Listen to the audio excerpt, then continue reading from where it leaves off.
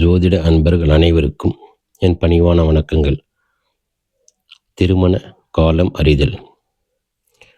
பிறப்பு ஜாதகத்தில் ஒருவருடைய பிறப்பு ஜாதகத்தில் ஆணாக இருந்தாலும் பெண்ணாக இருந்தாலும் லக்னத்திற்கு 7ஆம் இடம் கலத்திர ஸ்தானமாக வரும். அதே போல் ஆண்களுக்கு சுக்கிர பகவானும் பெண்களுக்கு செவ்வாய் பகவானும் காரக கிரகமாக வரும்.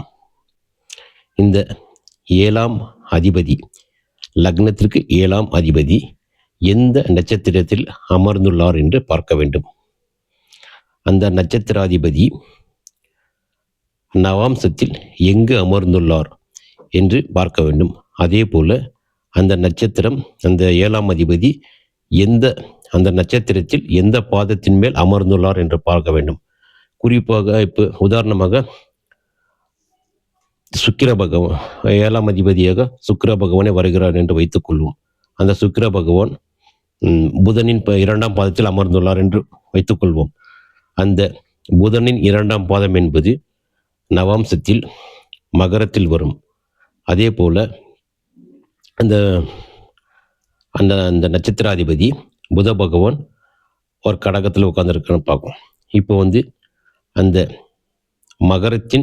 மகரத்தின் மேல் அந்த கோச்சார குரு வரும் காலம், அல்லது அந்த நட்சத்திராதிபதி புத பகவானின் மேல் குரு பகவான் கோச்சாரத்தில் செல்லும் காலம் உங்களின் திருமண காலமாக அமையும்.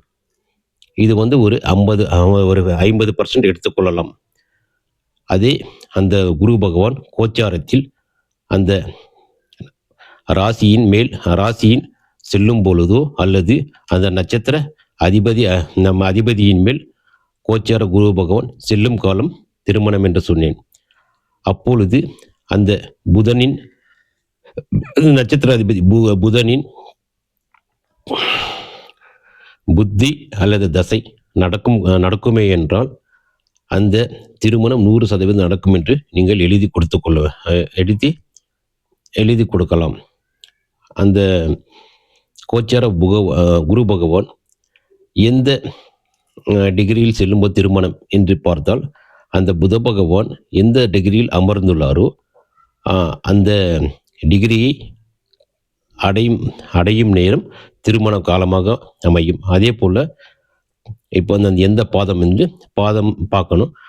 மகரத்தில் அந்த பாதத்தின் டிகிரி என்ன இருக்கோ அந்த டிகிரியை அந்த குரு பகவான் கடக்கும் காலம் உங்களுக்கு திருமண காலமாக அமையும். இதை உங்கள் ஜாதகத்தில் நீங்கள் பார்த்து கொள்ளலாம். கண்டிப்பாக இது 100% சரியாக வரும். ஒரு முறை பரிசோதித்து கொள்ளுங்கள். நன்றி.